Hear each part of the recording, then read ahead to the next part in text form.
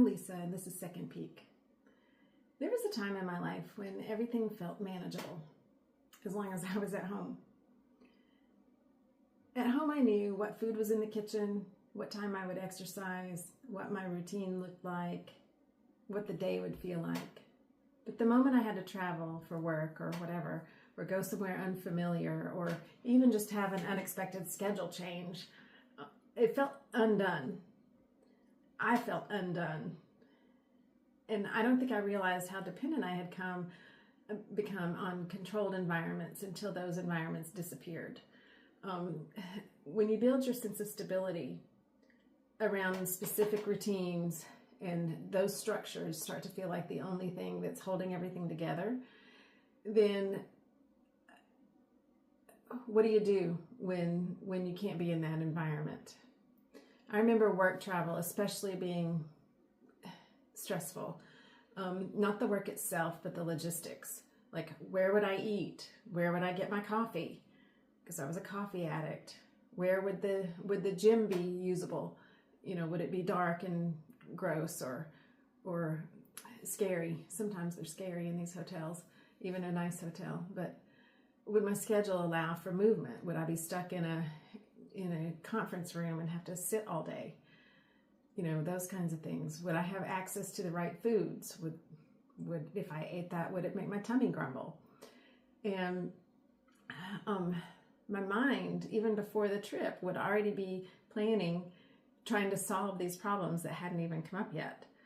And what I didn't recognize then was that all of this constant planning wasn't actually making me feel more secure. It was keeping me mentally tied to the idea that if I couldn't control everything, then something was going to go wrong, that I'd fall off the wagon and all of my efforts and all of my rules would be just ruined and it was over.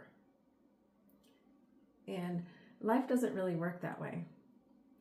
Eventually something shifted. It wasn't sudden, it was gradual. And I just realized that the goal wasn't to perfectly perform everything and perfectly recreate my home environment everywhere that I went. The goal was I needed to be adaptable, because real health and real stability should travel with you. And it doesn't live inside your kitchen. It shouldn't live inside your gym, which is my basement. It shouldn't live inside your schedule. It should exist in you. And so instead of trying to control every situation, I just started simplifying. If the hotel gym was gross, then I could just work out in my room. I could do simple body weight exercises, or I could do yoga on an app on my phone. I take resistance bands. They're easy and light to travel with. And if meals were different, there's usually something that I can find and choose from that is reasonable, and I can just move on. And if the schedule shifts, then I don't have to make up for it later. I don't have to come home and do extra exercise because I missed a couple of days. And honestly, that mental shift, it removed more stress than any perfect plan ever did. And because the truth is that life happens mostly in imperfect conditions. And travel happens, unexpected dinners happen, late flights happen, schedules fall apart, emergencies happen. If your system only works within what is ideal, then it really isn't supporting your life. It's limiting it.